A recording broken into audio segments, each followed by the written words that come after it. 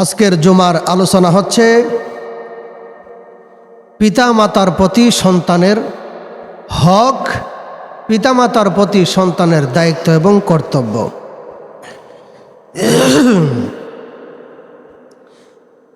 আল্লাহ পাক পবিত্র কালামে পাকে ঘোষণা দেন, বিসমিল্লাহির রহমানির রহিম, ওয়াকাদা রাব্বুকা আল্লা তা'বুদু ইল্লা ইয়াহু ওয়া বিল ওয়ালিদাইনি ইহসানা ইম্মা ইয়াবলুগান্না ইনদাকাল কিবারা আহাদুহুমা আও কিলাহুমা ফালা তাকুল্লাহুমা উফিউ ওয়ালা তানহারহুমা ওয়া কুল্লাহুমা কাওলান কারীমা ওয়াখফিদ লাহুমা জানাহায যুল্লি মিনার রাহমাতি ওয়া কুর রাব্বিরহামহুমা কামা রাব্বায়ানি সগীরা।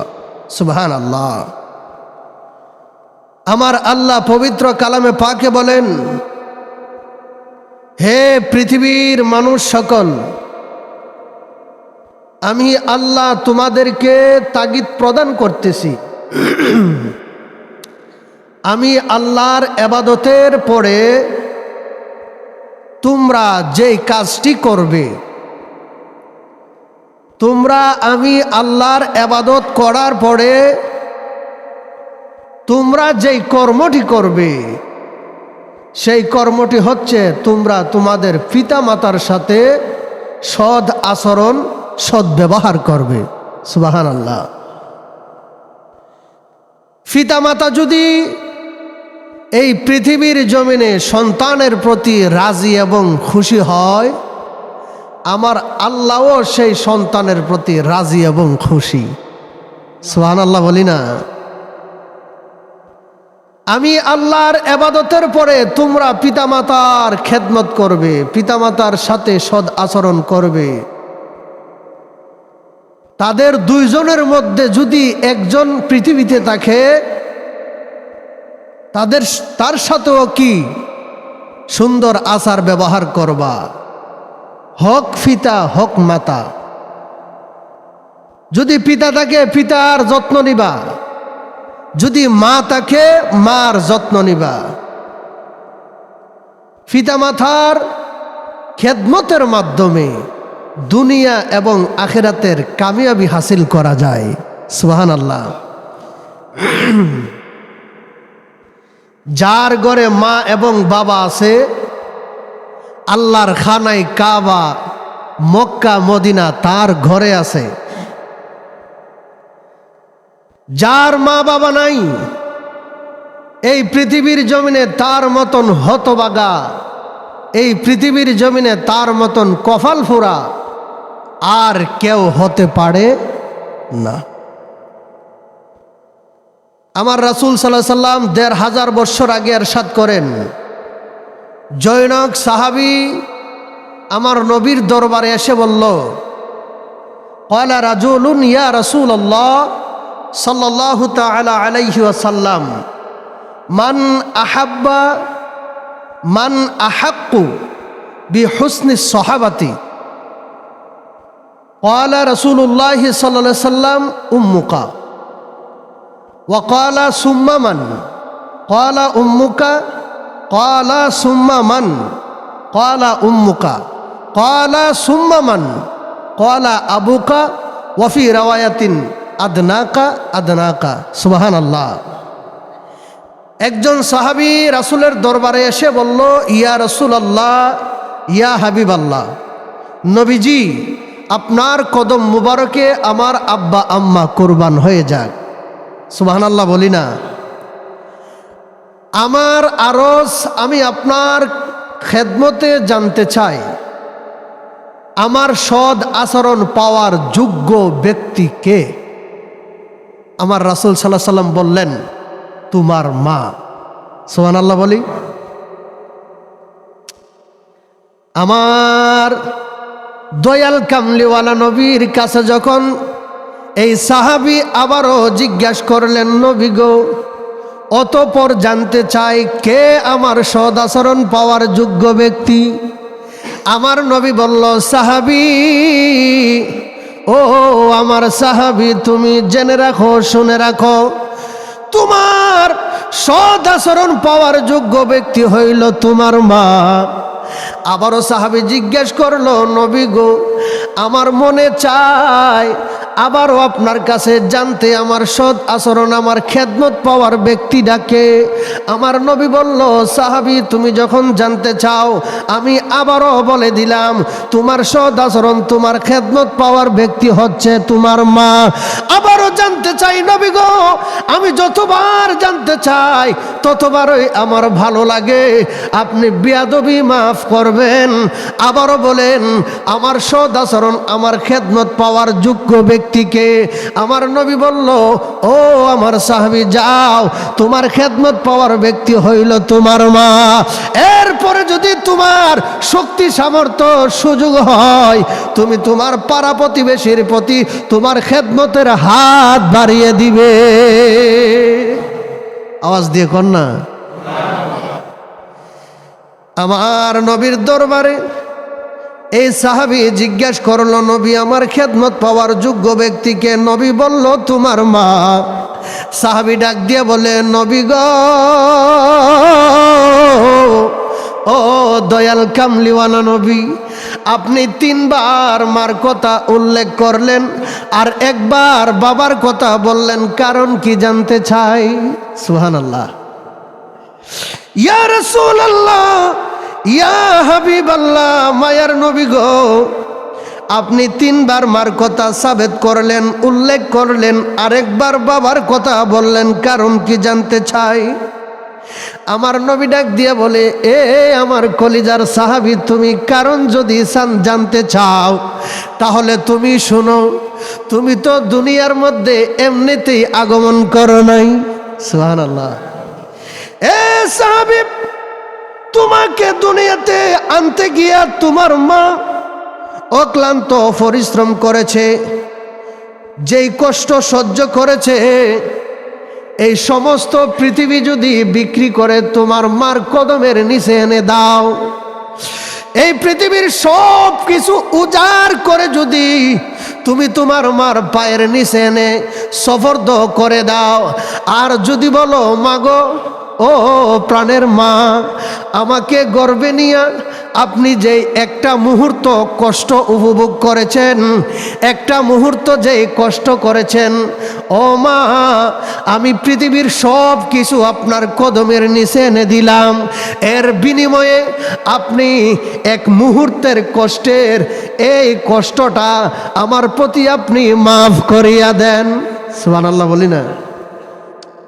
এ সাহাবী, তোমার কাছে প্রশ্ন হইল, পৃথিবীর সব কিছু যদি উজাড় করে তোমার মার কদমের মধ্যে দিয়ে দাও, আর যদি বলো, মাগো মা, এর বিনিময়ে আপনি আমাকে গর্বে নিয়ে যে কষ্ট অনুভব করেছেন, এই কষ্টের প্রতিফল আমি আপনাকে দিলাম, আপনি আমাকে মাফ করিয়া দেন।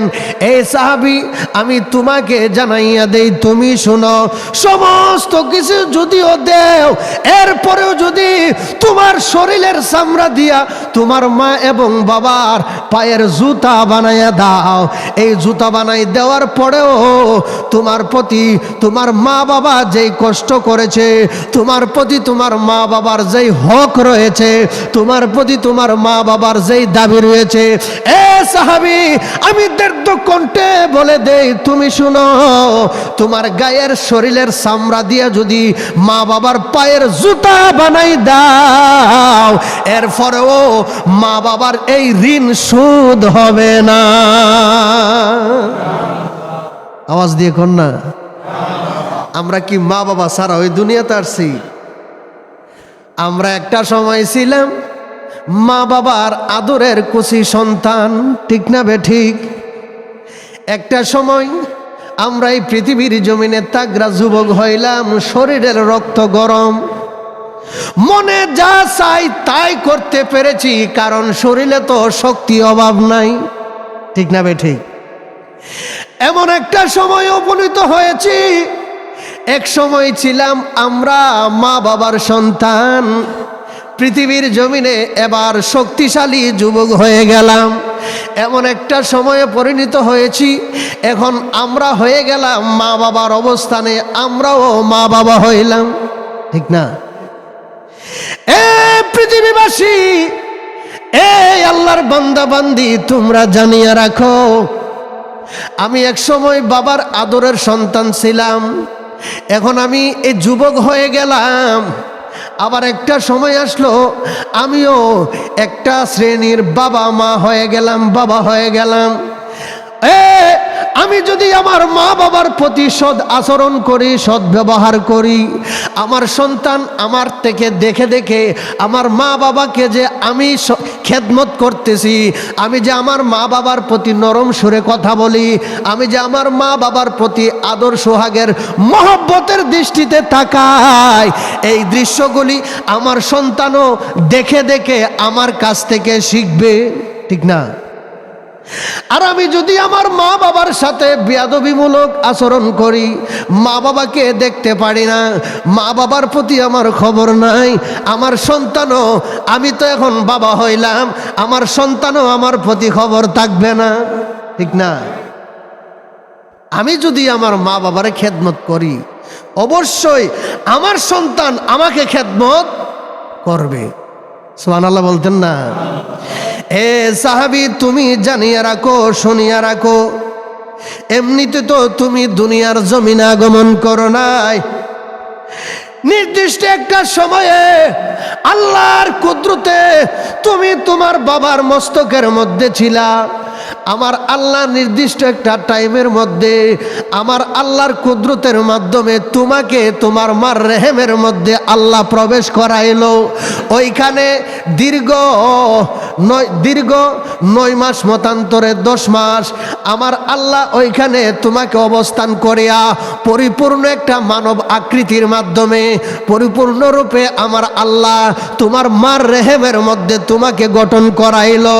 এ যুবক শুনিয়া রাখো, মার সাথে গলা উঁচু করে কথা বলা যাবে না, বাবার সাথে গলা উঁচু করে কথা বলা যাবে না, বাবার সাথে বেয়াদবিমূলক আচরণ করা যাবে না, মার সাথে বেয়াদবিমূলক আচরণ করা যাবে না। এ যুবক, তোমাকে জানাইয়া দেই, শুনো, এই পৃথিবীর জমিনে আল্লাহ যদি চাইতো তোমাকে এই পৃথিবীর জমিনে না পাঠাইতে পারতো, তোমাকে কুকুরের মাধ্যমে পাঠাইতে পারতো, তোমাকে শিয়ালের মাধ্যমে পাঠাইতে পারতো, হিংস্র জানোয়ারের মাধ্যমে পাঠাইতে পারতো, ঠিক না বে ঠিক? আমার আল্লাহ মায়া করে, মহব্বত করে মা বাবার মাধ্যমে এই পৃথিবীর জমিনে আগমনের সুযোগ দান করেছে। সুবহানাল্লাহ।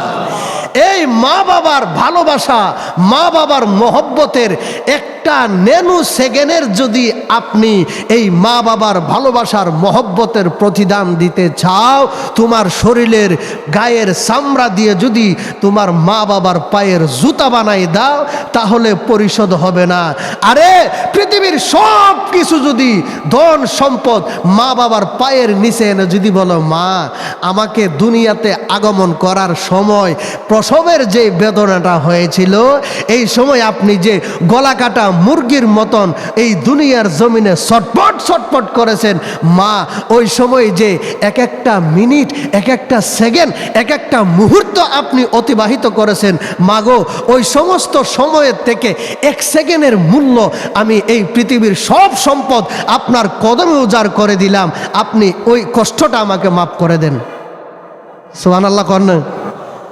যদি আপনি সব কিছু দেওয়ার পরেও মার কদমের তলে এই কথা আরজি করেন, মা আমার মাফ করিয়া দাও, আমার আল্লাহ বলে, শুনো শুনো শুনো শুনো শুনো, তোমার গোটা জিন্দিগি যদিও তুমি লাঘব করে মা বাবার খেদমতে নিয়োজিত থাকো, ওই একটা সেকেন্ড, একটা মুহূর্তের সময় মাফ করার সুযোগ নাই।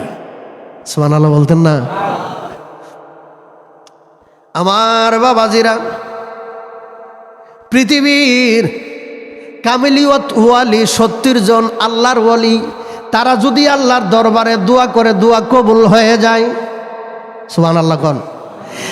এমন 70 জন ওয়ালি যদি এক পাশে রাখো, আর জনম দুঃখিনী মা বাবারে যদি এক পাশে রাখো, 70 জন উলিকে যদি বলো, এ আল্লাহর খাস উলি বান্দাগণ, তোমরা আমার জন্য আল্লাহর দরবারে আমার মঙ্গল মাগফিরাতের দোয়া করো। সুবহানাল্লাহ কোন। আর এইদিকে মা বাবাকে যদি বলা হয়, এ আমার জন্মদাতা পিতামাতা, আপনারা আল্লাহর দরবারে আমার জন্য বদদুয়া করো। এবার 70 জন ওলি যারা আমার আল্লাহর দরবারে হাত তুলতে দেরি, আমার আল্লাহ তাদের দোয়া কবুল করতে দেরি করে না। এমন 70 জন ওলি নয়, সমস্ত পৃথিবীর এমন পীর পয়গাম্বর অলিগণ যদি আনিয়া এক পাশে রাখো তোমার জন্য মাগফিরাতের দোয়া করতে, আর মা বাবাকে যদি এক পাশে রাখো তোমার জন্য বদদুয়া করতে, 70 জন ওলি আল্লাহর দরবারে হাত তুলে তোমার জন্য মাগফিরাতের দোয়া করবে। আর মা বাবা হাত তোলা লাগবে না। মা বাবার অন্তর যদি তোমার প্রতি কিঞ্চিত পরিমাণ হিংসা বিদ্বেষ, মা বাবার অন্তর যদি তোমার প্রতি কিঞ্চিত পরিমাণ দুঃখ কষ্ট আসে, হাত তোলা লাগবে না রে পৃথিবীর মানুষ। মা বাবার অন্তরের দোয়াটা আল্লাহর এই 70 জন ওলি দোয়া করতে দেরি, মা বাবার অন্তরের দোয়া আমার আল্লাহর আরশ আজিমের কাছে পৌঁছতে দেরি করবে না। আওয়াজ দিয়ে কোন। মা বাবা হাত তুললে দোয়া করন লাগতো না। খালি যদি বলে আহ, খালি যদি বলে আহ, ওয়ালা তাকুলু উফিন, মা বাবাকে উফ শব্দটাও বলতে দিও না। তোমার আচার ব্যবহারের মাধ্যমে যদি তোমার মা বাবা কষ্ট পেয়ে মুখ দিয়ে যদি উফ শব্দটা বাহির হয়ে যায়, আহ বলল, তাহলে তোমার জিন্দিগি বরবাদ। যদি তুমি বুজুর্গ হও এই বুজুর্গগিরি কাজে আসবে না। যদি তুমি বড় আমলদারি হও এই আমল কাজে আসবে না। তুমি ফানি দিয়া হাইটা যাইতে পারো, আসমান দিয়া উইরা যাইতে পারো, তোমার কাছে অলৌকিক মুজিজা অলৌকিক ঘটনার কোনো অভাব নাই। মা বাবা যদি তোমার প্রতি রাজি না থাকে গো, তোমার এই সমস্ত ইবাদত বন্দিগির কোনো কাজে আসবে না। মুহূর্তের মধ্যে তোমার জিন্দিগিটা বরবাদ হইয়া যাইবে। মা বাবার খেদমতের দরকার আছে না নাই? না বৃদ্ধাশ্রমে, হ্যাঁ